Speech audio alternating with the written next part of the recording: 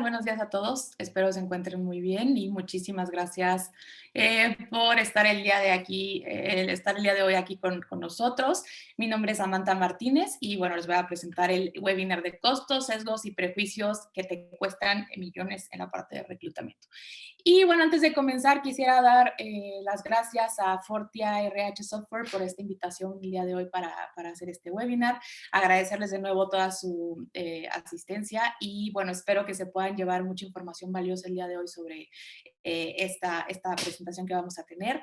Y recordarles que esta es la primera sesión sobre una segunda que vamos a tener en 2 semanas.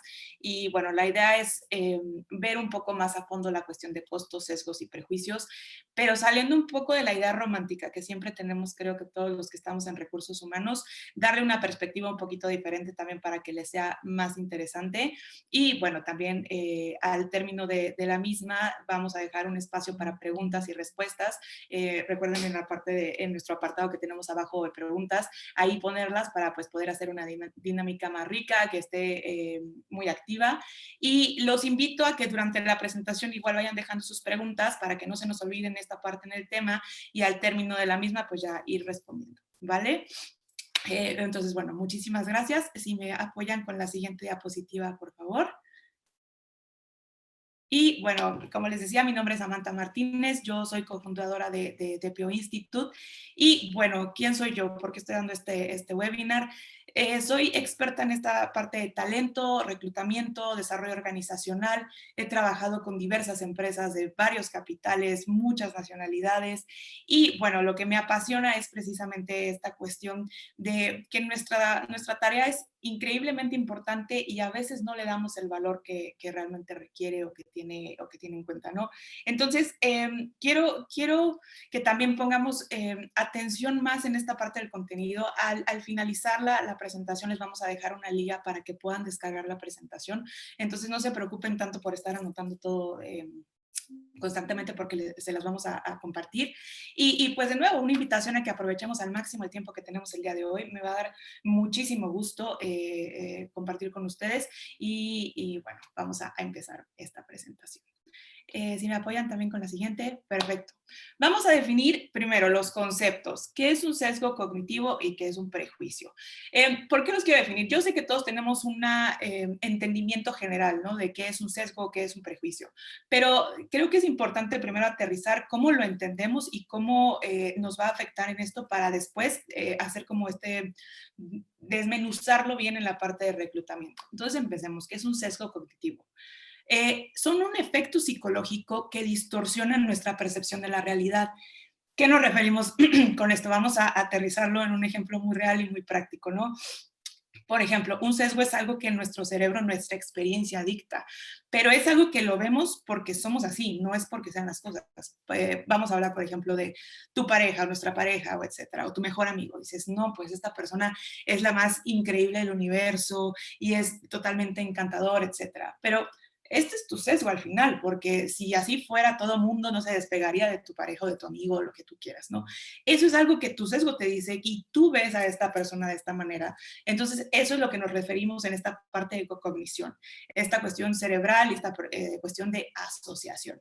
Y ahora vámonos del otro lado, que es un prejuicio. Es una opinión preconcebida y generalmente tiende a ser algo negativo sobre alguien más. Y bueno, todas las personas que estamos aquí, que probablemente estamos en recursos humanos, es precisamente como este sesgo de que dicen, no, no vayas a recursos humanos porque ahí siempre te dan malas noticias. O no, es que recursos humanos como que no le interesa tanto esta parte de la operación, mejor vamos con el jefe directo.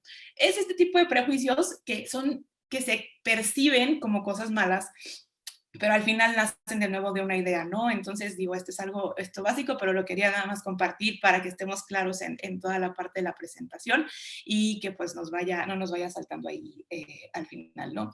Entonces, si me ayudan por favor con la siguiente diapositiva, quiero que nos planteemos una pregunta. ¿Cuál es la mayor problemática de tener un sesgo en reclutamiento? ¿Qué tanto nos cuestan las malas decisiones? Y aquí entendiendo con las definiciones previas que revisamos, es precisamente vamos a ir haciendo conciencia a lo largo de esta sesión y la que tenemos en 2 semanas, que nuestro cerebro juega una parte muy importante en la narrativa que nosotros nos contamos, tanto ya sea de otras personas, ya sea de tu trabajo, ya sea de tu situación económica, etcétera. Todo está derivado a una creencia que tú tienes sobre eso, pero el chiste aquí es que vamos a entender y empezar este camino para saber qué es una experiencia realmente real y qué es lo que realmente estoy viviendo. Entonces los invito a entender un poquito más o a pensar o analizar cuál puede ser una problemática. Y yo sé que ahorita automáticamente nuestra experiencia nos dice, no, pues voy a tener más rotación, o a lo mejor pues mal clima laboral, o mi imagen se afecta mucho en este aspecto porque no estoy quedando bien con mi cliente, con mi hiring manager, etcétera, ¿no? Y creo que es muy normal y está muy padre decirlo en este sentido, pero entendemos un concepto. Sin embargo, yo quiero hacer un poquito más de hincapié en que entendemos el concepto, pero realmente lo vivimos, lo analizamos a fondo y lo aplicamos en nuestra vida diaria. Entonces, eso es una de las preguntas que vamos a responder a lo largo de las sesiones. Si me apoyan con la siguiente diapositiva, por favor.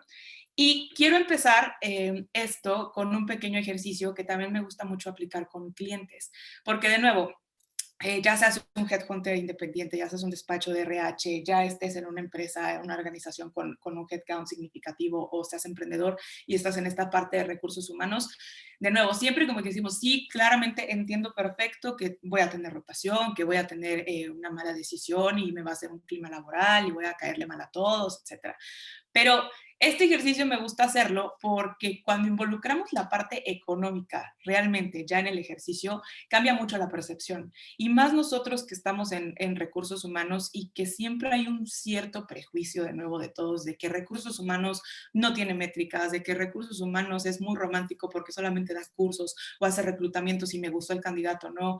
Siempre hay una imagen de que no tenemos una estrategia bien firme realmente en general y que es algo como muchísimo más utópico o idealista o pues más hacia valores que realmente pues como que pasan un poco desapercibidos. Entonces, en las primeras sesiones, cuando, por ejemplo, voy con clientes o en estas asesorías, primero empiezo con esta parte de concientización. ¿Por qué? Porque una vez que ves esta cuestión económica, el costo y el impacto que realmente tiene la falta de estrategia en recursos humanos o hacer malas decisiones, como que cambia un poquito el chip y esto creo que también ustedes lo pueden encontrar muy adecuado para sus trabajos y también para empezar a hacer una concientización hacia las otras partes que están involucradas. Entonces, si me apoyan con la siguiente diapositiva, por favor. Ok, vamos a ver primero algunos factores que vamos a tener en cuenta. Ha habido varios estudios, desde Happiness at Work, desde los estudios que hace Deloitte cada fin de año, PwC, varias firmas que lo han hecho, ¿no? Y esto es una mezcla entre Latinoamérica y también Estados Unidos. Pero un valor promedio generalmente que nos muestran los estudios es que solamente el 21% de los colaboradores de una organización están realmente enganchados a su trabajo. ¿Con qué me estoy refiriendo a que estén enganchados? Con esto es una persona que da todo de sí, que está con la camiseta de la compañía muy puesta, que es ese tipo de personas que ayudan a los demás, que se involucran en más proyectos, que tienen promociones rápidas en su trabajo gracias a su buen desempeño, que tratan de propiciar un buen clima laboral. Ese empleado que probablemente piensas en este momento en alguien y dices, es que yo quisiera tener 50 como él o ella, ¿no? Esto es lo que nos referimos con un empleado enganchado. ¿Y qué es lo que pasa con el 79% de la fuerza laboral restante de la organización? Que tenemos empleados que son conformistas. Y con esto conformistas no me refiero a que sea un empleado que cause problemas o que sea un empleado que se la pase quejándose, llorando por los pasillos. No precisamente, digo, sabemos que hay, pero tal vez el empleado conformista no siempre es tan fácil de detectar. Es ese tipo de empleado que a lo mejor pues hace lo suficiente para que no lo corran, pero no se va a esforzar más. Es el empleado que sabes que a la primera oportunidad de una nueva entrevista de trabajo para otra organización la va a tomar. Es ese empleado que aunque se esté incendiando el departamento, va a decir, bueno, pues ya son las 6 de la tarde, me tengo que ir, muchas gracias. Y no con esto me refiero, ojo señores, que tengamos que estar todo el tiempo hasta las 9 de la noche o que ese es nuestro empleado enganchado, no. Pero cuando hay situaciones de crisis, no es el primer empleado al que pensarías en darle esta carga para que ayude, ¿no? Con esto nos referimos con la parte del el empleado conformista.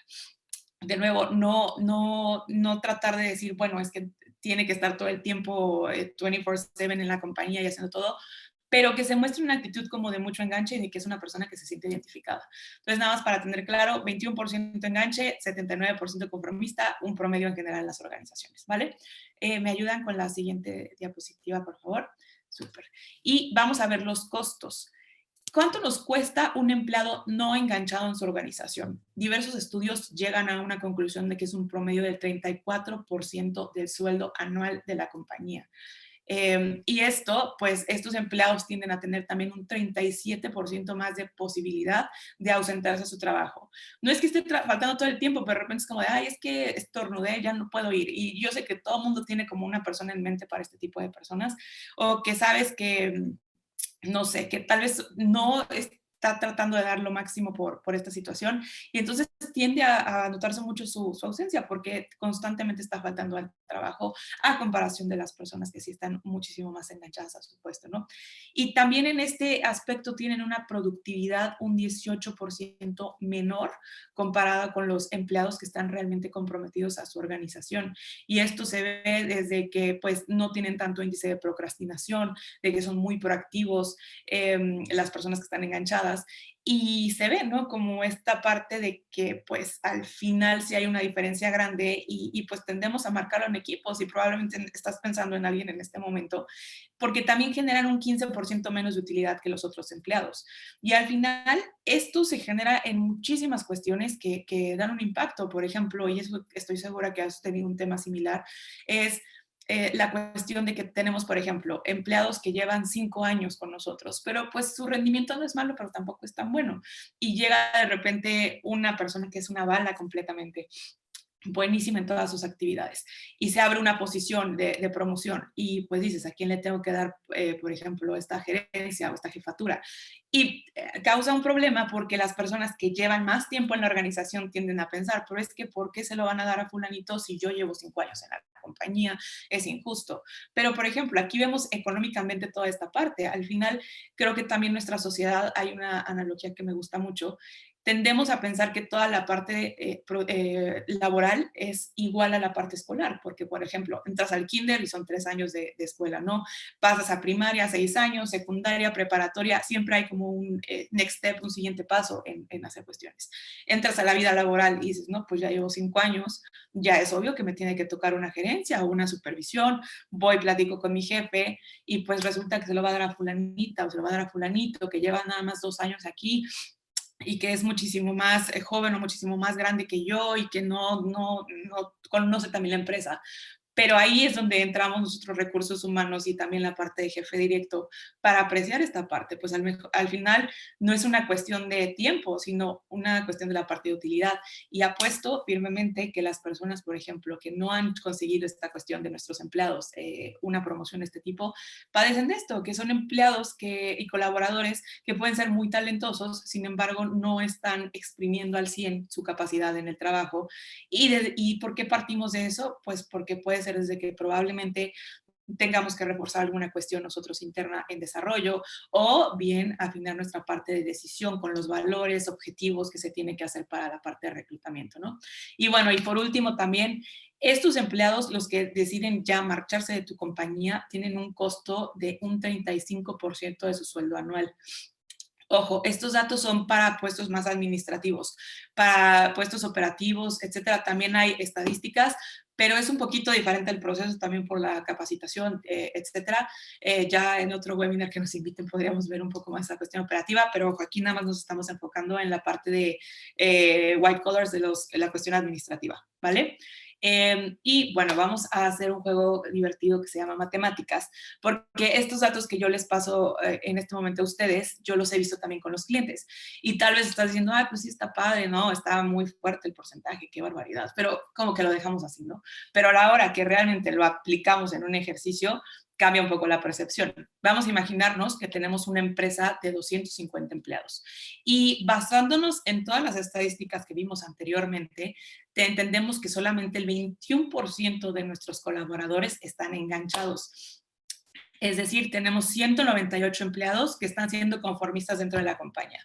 De nuevo, no es que nos estén ocasionando problemas, ni que creen mal clima laboral, ni que se la pasen llorando en los rincones, no.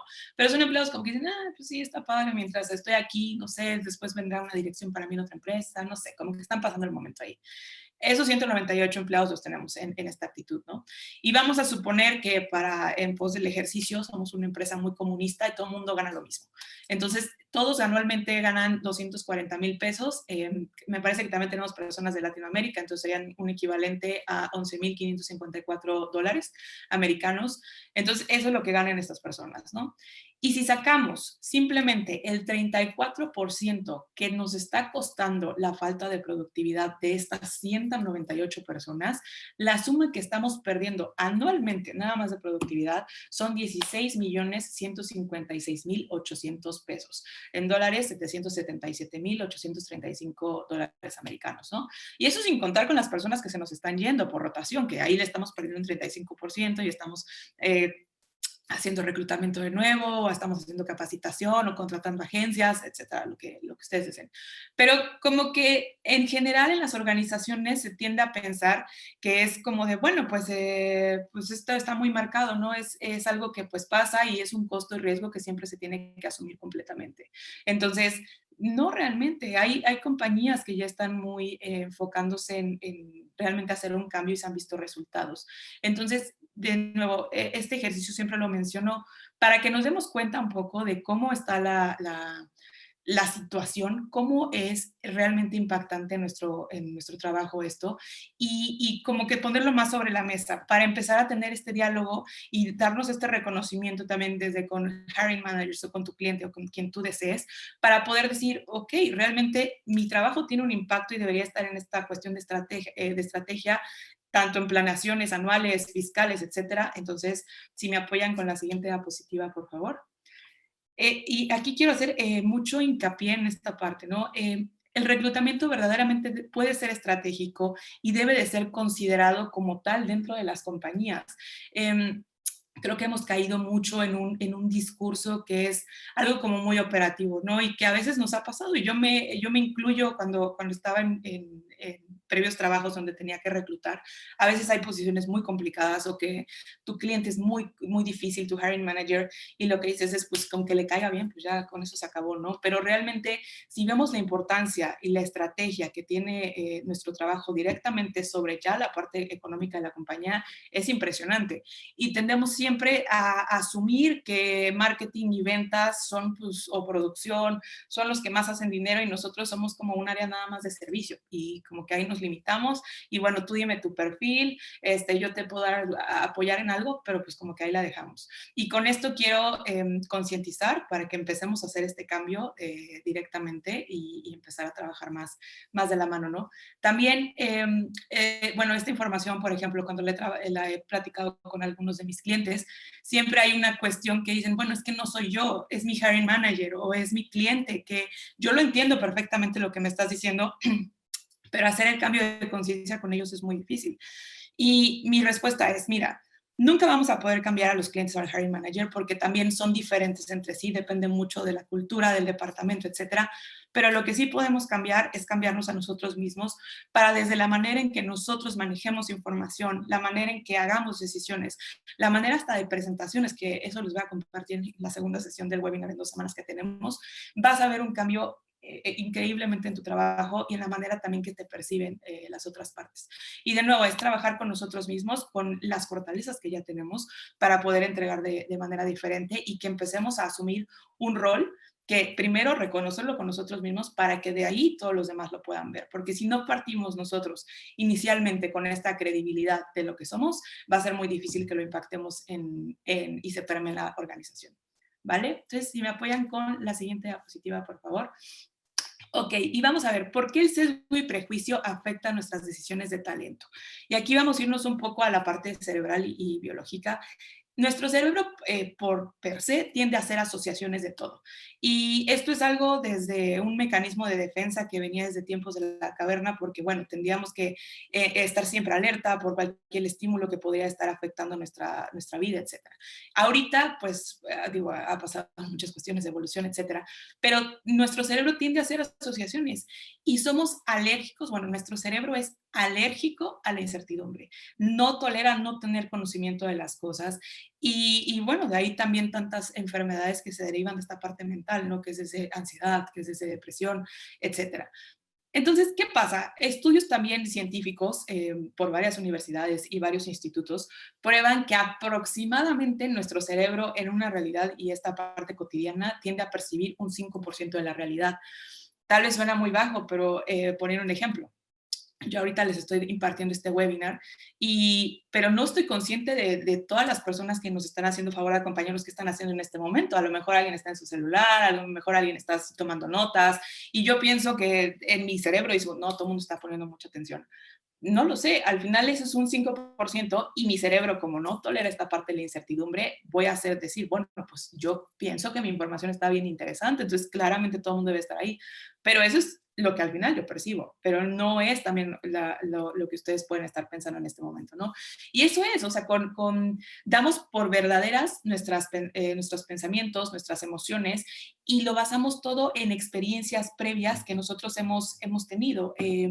Al final, por ejemplo, no sé cuántas veces no nos ha pasado que hemos tenido situaciones donde decimos, es que fulanito se pasa, se la vuela, porque no está bien que hagas este tipo de cosas. Pero al final tal vez el otro ni afectado porque, de nuevo, no es la experiencia que le está compartiendo, ¿no? Entonces, si me apoyan con la siguiente diapositiva, por favor. Vamos a hacer aquí quiero hacerles una breve pregunta que les va a aparecer en su pantalla. Vamos a hacer un mini ejercicio del sesgo. Vamos a pensar en el tráfico, en el embotellamiento. ¿Ustedes consideran que el tráfico es algo molesto, sí o no? Ahorita me parece ya le salió la pregunta aquí en la plataforma. Si me pueden apoyar contestándola para ver qué opina la gente en general del embotellamiento vial. ¿Cómo lo ven? ¿Lo perciben como molesto o como algo, pues, que me da igual o normal? ¿Sí o no? Ok, wow. 91% considera que el tráfico es algo muy molesto. Y muchas gracias, voy a cerrar la encuesta. Muchas gracias por su participación. Y bueno, sí, y creo que es una respuesta que es muy común, la verdad. La mayoría de la gente dice, es que el embotellamiento es molesto. Y entiendo, Samantha, lo que me dices en la presentación anterior, la diapositiva anterior, perdón, de que pues hay cosas que pues sí, depende de la experiencia, pero hay cosas como el tráfico que son molestísimas. O sea, ¿de qué hablas? Hay verdades intrínsecas siempre. Entonces, quiero plantearles ahora la siguiente situación, si me apoyan con la siguiente diapositiva. Ahora imaginemos que no sé, por gracia divina te tocó alguna de estas personas o quien tú quieras imaginarte en el coche porque, no sé, te la encuentras en la calle, lo tenías que llevar por trabajo, algo así, y estás en un embotellamiento vial y vas a tener que estar 3 horas sentado con cualquiera de las personas o la que te estés imaginando. Pongo estas porque siempre es como que generalmente las que más piden en este aspecto, ¿no? Entonces vas a estar platicando 3 horas con esta persona y platicando y tomándote fotos si quieres o con quien tú desees. Ahí el tráfico ya no te parece tan malo, dices, bueno, pues no está tan mal, porque a lo mejor hasta puedo conquistar a Chris Hemsworth, no lo sé. Ahí te vas imaginando diferentes cuestiones, ¿no? O, por ejemplo, también podemos regresar a la parte que no, pues es que me anda muchísimo el baño, ya quiero regresar a esto o al baño, etcétera. Pero de nuevo, el tráfico en sí no es malo ni bueno, simplemente nosotros le estamos asignando una etiqueta de bueno o malo, pero pues realmente no es que tenga una naturaleza, simplemente es una parte de nuestro cerebro que le está asignando una etiqueta a lo que es. Y pues ahora regresando un poquito a la parte de reclutamiento, eso pasa también en nuestros procesos, eso pasa en las decisiones de promoción, eso pasa en todo. ¿Y qué podemos hacer? Es una cuestión de reeducar a nuestra parte cerebral y las asociaciones. Vamos a ver varias técnicas en 2 semanas, pero obviamente no es un cambio de la noche a la mañana y ya con esto pues ya resolvemos el mundo. No, es un trabajo de constancia, perseverancia. También hay partes que es la famosísima neuroplasticidad, que se van haciendo patrones neuronales, y estos discursos de que pues es que yo nací así, pues ya no puedo cambiar, pues así te tocó, pues te aguantas. Eso es un discurso muy falso y probado por la ciencia. Todos tenemos capacidad para modificar conductas, para modificar actitudes, y bueno, acompañado con una estructura, con un proceso, es algo que se puede hacer, ¿vale? Si me apoyan a la siguiente diapositiva, por favor. Y bueno, ¿cómo se escucha el sesgo en reclutamiento? No sé si les ha pasado que de repente dicen, no, pues es que en la entrevista se veía súper bien, pero ya como que en el trabajo no dio el ancho, quién sabe por qué, tal vez no fue muy compatible, o no, es que el gerente no sabe entrevistar, le da igual, como que solo si le cae bien y deposita toda la responsabilidad en RH, o no, es que fíjate que yo recluté a esta persona de esta universidad y este viene también de esa, va a ser una bala, buenísimo, contrátalo, ya esa universidad es garantía. O también se puede escuchar de esta manera de que no, pues es que como que no se trata de que nada más entres a la compañía y quieras cambiar cosas porque tienes que tal y la actitud. O también puedes decir, no, pues es que la empresa tiene muchísima rotación, pero porque, no sé, se me hace que el ambiente no está bien, pero porque no cuidan a la gente, por eso debe de ser. O también que digo, y lo que les platicaba antes, ¿no? Que yo alguna vez también viví con que le caiga bien al hiring manager, ya, cierra la vacante porque pues como que nosotros no sabemos tanto como él, ¿no? Entonces que él será encargado y él manejará a esta persona, entonces pues con eso. Si me ayudan con la siguiente, por favor. Entonces, creo que todos hemos caído en esa parte y bueno, tú puedes tener muchos sesgos, ¿no? Que a lo mejor te pones a pensar y sería padre también que, digo, cuando estén haciendo un proceso, tal vez enumerar la parte, lo primero que les venga a la mente, que estén pensando y digan, no, pues es que tiendo a pensar esto, o a lo mejor cuando veamos un currículum o cuestiones así, ver qué sale, observarlo. Ahorita no vamos a hacer nada con eso, solamente observar qué sensación viene, qué pensamiento, sensación positiva o no, y de ahí poco a poco irnos familiarizando un poquito más con esta parte, ¿no? Y hay algo muy, muy esencial, que el reclutamiento no está estandarizado. Nosotros reclutamos conforme a nuestra experiencia y de nuevo conforme al sesgo, porque no es como un ISO o como un IATF de la automotriz, es meramente pues el feeling que yo tengo, así como de, ay, es que me recuerda mucho a mi tía Pepita y mi tía Pepita era bien, bien mandona en esto, yo creo que va a ser un buen líder.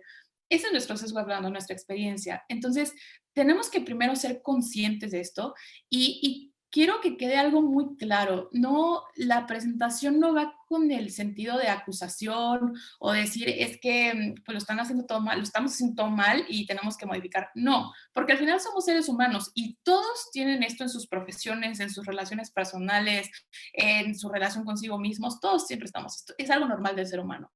Pero el punto es que nosotros podemos volvernos mucho más estratégicos, mucho más firmes y también ser algo esencial en nuestra organización o en nuestro emprendimiento con nuestros clientes, porque somos personas conscientes de ello y no vamos a empezar a actuar conforme al sesgo, sino conforme a nuestra concientización y a ver que las cosas no siempre son como nosotros pensamos. Y eso te va a poner en un escalón completamente diferente.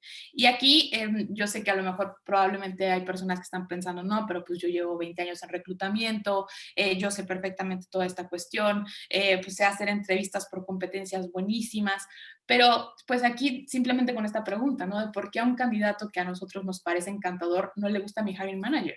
Al final, el hiring manager también tiene un sesgo diferente al nuestro, tiene una experiencia diferente. Entonces, pues claramente si no hay una naturaleza en sí en tal, entonces vamos a empezar a hacer un poco, la intención es esta parte de conciencia para ir avanzando mejor y ir quitando estos sesgos y también establecer una cuestión más de diálogo con nuestra contraparte, la autoridad contratante, para que empezamos a elegir en base a una evidencia, no tanto como, pues es que a mí me gustó y es muy bueno, yo llevo tantos años en reclutamiento, no puedo creer que a ti no te guste. Eso es más nuestro objetivo, ¿vale? No acusar ni nada, sino ponernos nosotros en otro escalón, porque vamos a ser personas con mucha conciencia de lo que estamos haciendo, saber que no siempre es cuestión nuestra, y entonces es un poco la parte, ¿vale? Si me ayudan, por favor, con la siguiente diapositiva. Y bueno, el reclutamiento es un área que fácilmente se puede convertir en estratégica.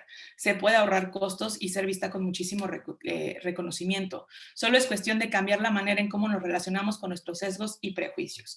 Y esto, bueno, lo vamos a ver también mucho en 2 semanas que tenemos esta segunda parte, cómo poder hacerlo. Y retomando lo que les dije en algunas diapositivas previas, no vamos a tratar de ponernos en una guerra que no vamos a ganar, que es cambiar un hiring manager o cambiar a un cliente o cambiar hasta el puesto, sino simplemente es que vamos a ser tan analíticos y vamos a ser tan efectivos que realmente el índice de éxito va a escalar muchísimo. Y no lo hablo desde un puesto, o sea, o trasfondo vacío, sino que realmente pues lo he visto y con varios clientes donde hemos aplicado asesorías de este tipo, programas que tenemos, etcétera, y se ha habido un cambio y simplemente con ellos, el trabajar consigo mismos en cuestión de un mes, 2 meses, porque son cosas tan chiquitas que tal vez a veces lo simple lo obviamos mucho porque no creemos que algo tan sencillo pueda ser tan significativo en estos procesos, que en verdad es algo que se puede cambiar.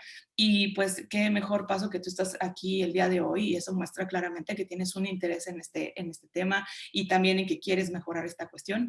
Entonces, pues padrísimo, y que sepas que se puede y que las cosas en lo que ya eres bueno o buena vas a ser muchísimo mejor, ¿vale?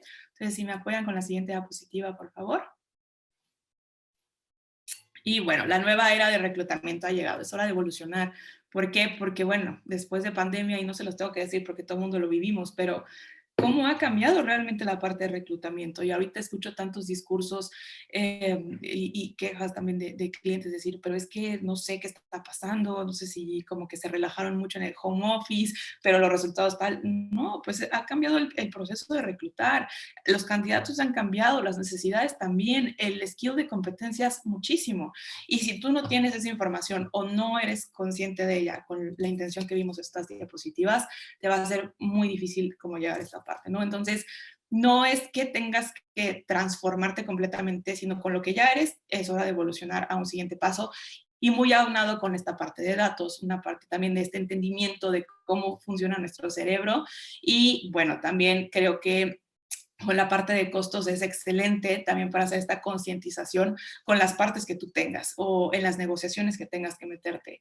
Es impresionante cuando se pone dinero sobre la mesa con personas que no están en reclutamiento o en recursos humanos, cómo cambia ya la forma en que lo perciben. Entonces es una excelente técnica y yo les recomiendo mucho si están como en esta etapa de negociaciones con tal o con sus hiring managers, datos funciona excelente. Y de nuevo, por la parte de asociación cerebral, porque es algo que nos llama más la atención, y también vamos quitando mucho el prejuicio de lo que es RH y reclutamiento, que somos un área súper estratégica y es un área que necesita estar al lado de directores para poder hacer estrategias de planeación y de crecimiento para la compañía, ¿vale? Si me apoyan con la que sigue, por favor. Llegamos en la parte de preguntas y por respuestas, si alguien tiene preguntas, no sé, si están en el chat, y las vamos respondiendo.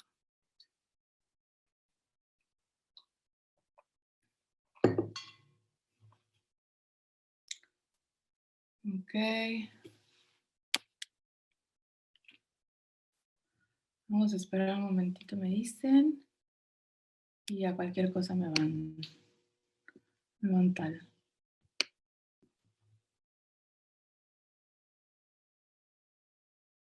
Y a ver, creo que aquí tenemos una de Ricardo Salas.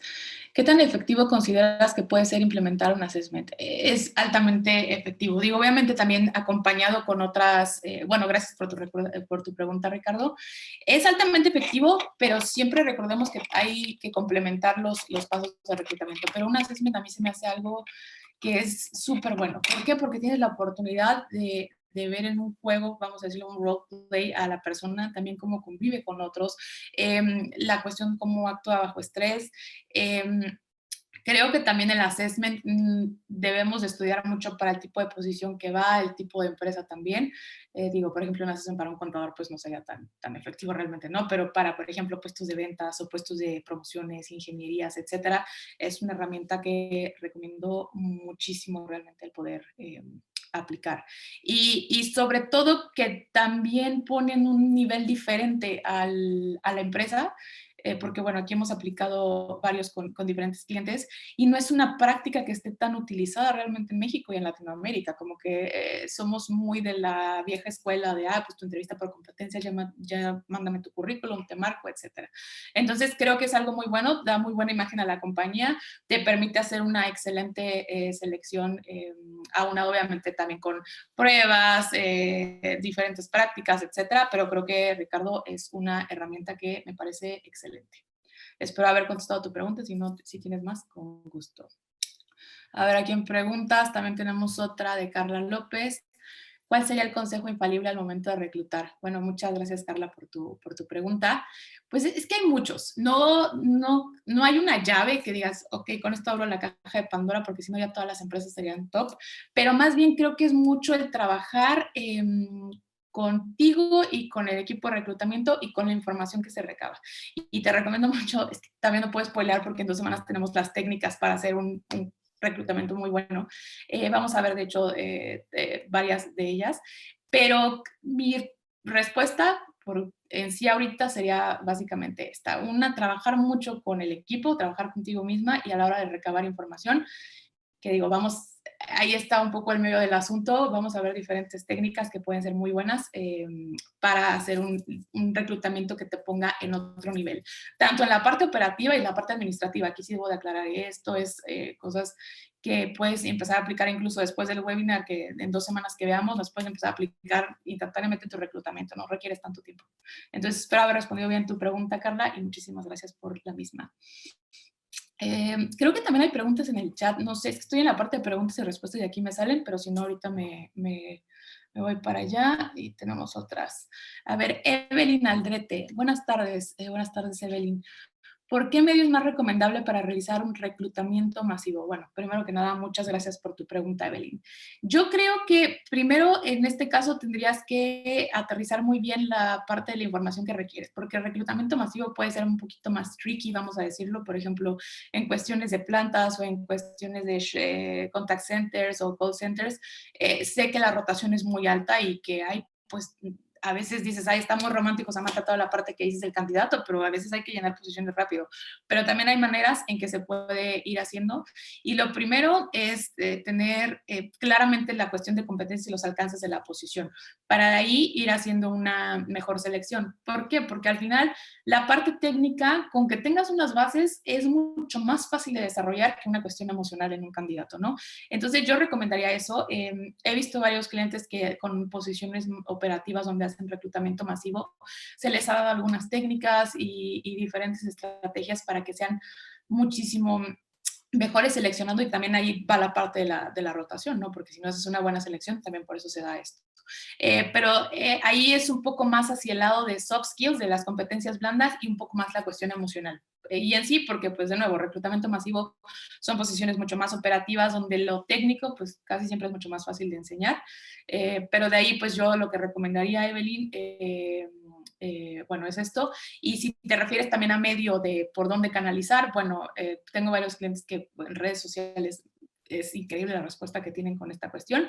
Y de ahí, con esa parte, van haciendo un filtro primero con unas métricas con las que hemos trabajado, y ya se va filtrando mucho mejor toda la parte de los candidatos y se tiene una selección muy buena. Y de hecho, también no lo digo en vano, realmente ha habido una mejora en la rotación en pisos y en un cliente que tenemos con un call center en esta parte, precisamente por la parte de la métrica de competencias. Entonces, espero haber respondido bien tu pregunta, Evelyn, y muchas gracias por preguntar. Tenemos otra aquí que me mandan, que es de Kenny Fernando. ¿Qué consejos o tips pueden compartir para un headhunting efectivo en el proceso de reclutamiento? Muchas gracias, Kenny, por tu pregunta. Ay, voy a sonar repetitiva, pero es que vamos a ver muchas técnicas en 2 semanas en este aspecto. Pero algo que te puedo decir, y no sé si estoy siendo muy repetitiva, pero todo está en la cuestión inicial de entender qué se quiere en la parte de información, y no irnos a nada más una parte operativa como de, bueno, ¿requiere SAP? Sí, no. ¿Requiere inglés? Sí, no, no. Sino que ir muchísimo más allá, o sea, hacer preguntas que van a ser ahí realmente el corazón del asunto, porque de nuevo tendemos a ser muy, muy operativos. Y incluso me refiero a la entrevista por competencias, ¿eh? Hay entrevistas que es como de, ¿y cómo te ves en los próximos 5 años? ¿O cuál crees que ha sido el reto más grande de tu carrera? Pues es que son preguntas que al final no nos dicen mucho, pero en cambio con algo bien trabajado, conocer mucho la información y los alcances de la posición, también trabajando con métricas, etcétera, como vamos a ver en 2 semanas, creo que puede ser de gran beneficio. Pero para no dejar sin respuesta, yo creo que Kenny en sí es súper importante en la parte de headhunting al inicio, cuando tienes la primera junta con el hiring manager, el cliente o con quien te esté pidiendo la vacante, hacer preguntas muy adecuadas a la situación para que tú también las puedas replicar a la hora con el candidato. Espero haber respondido a tu pregunta, Kenny, perdón si no puedo hacerlo más, pero te prometo que en 2 semanas vamos a ver algo muy interesante en ese aspecto. A ver, tenemos otra que es de Magdalena Alba, que nos dice, creo que mientras no cambiemos las malas prácticas que tenemos, desde sesgar las posiciones por género y edad, desde que posteamos posiciones y los perfiles, vamos a seguir con sesgos. Debemos buscar candidatos que cumplan el perfil y profesional, habilidades y competencias.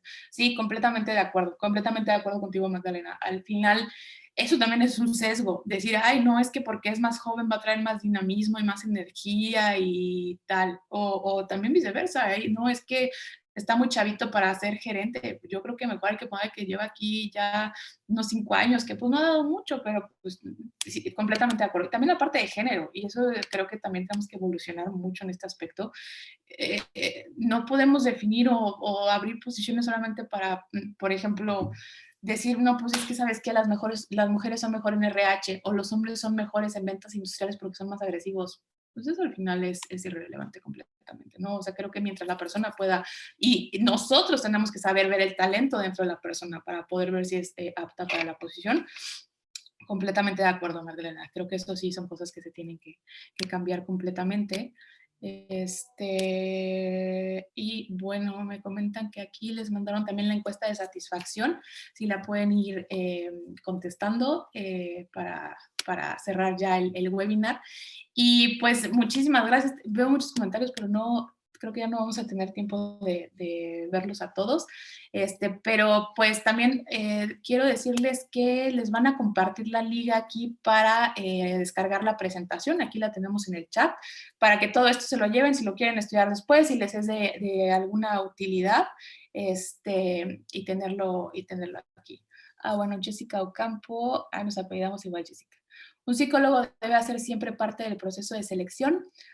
No necesariamente, digo, claramente un psicólogo tiene un entendimiento muy bueno de los perfiles, pero es más bien que aprendamos procesos y técnicas y seamos muy analíticos en el aspecto para poder hacerlo, porque al final, digo, no vamos a hacer nada clínico, sino es una cuestión más de selección laboral, ¿no? Entonces es más bien, nosotros tocamos un punto de competencias, entonces no es 100% necesario que un psicólogo entre parte, digo, es muy valiosa su participación, pero con métodos, estructuras, etcétera, mientras no toquemos nada que ahora sí la parte de la psicología clínica debe de meterse, no es totalmente relevante. Yo no soy psicóloga, pero bueno, he trabajado en mucha parte de psicología organizacional, comunicación organizacional, etcétera, y también pues la experiencia que ustedes tienen, la experiencia que he formado, te va ayudando también a hacer un mejor análisis y una mejor selección, aunado obviamente de nuevo con la parte de evidencias, métricas,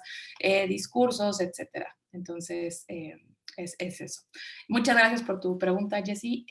Y bueno, también nos comentan que no se les olvide inscribirse para la segunda parte del webinar que vamos a tener en 2 semanas, que son técnicas que te ayudarán a evitar una mala decisión al reclutar. Y bueno, en esta primera sesión quise ver un poco más la parte de costos, para que también nuestro cerebro empezara a captar por qué es importante realmente que veamos esto. Entonces, la cuestión de asociación. Y ahora sí, vamos a ver qué podemos hacer para no caer en esto, qué vamos a implementar. Y de nuevo, son cosas súper sencillas, se los prometo, que a veces, y que el mismo cerebro en la simplicidad del asunto dice, no, no es eso, está muy fácil, ya se me hubiera ocurrido. Pero en verdad, a través de una implementación, etcétera, hay un cambio abismal en esto y y pues espero también lo encuentren súper interesante. Y pues nada más agradecerles a ustedes su tiempo, la participación que han tenido el día de hoy, el haber estado aquí. De nuevo, muchísimas gracias a Fortia por el espacio, RH TV, pues ha sido un gusto estar con ustedes. De nuevo, descarguen la presentación, también ahí les vamos a hacer llegar mucha información constante que pueden estar encontrando interesante para ustedes. También ahí está mi teléfono, mi correo electrónico, si son de Querétaro, bienvenidos a la oficina. Y pues muchísimas gracias a todos por su participación, fue un gusto enorme para mí estar el día de hoy con ustedes y pues seguimos en contacto y espero verlos en 2 semanas para la próxima parte del webinar, ¿vale? Muchas gracias a todos.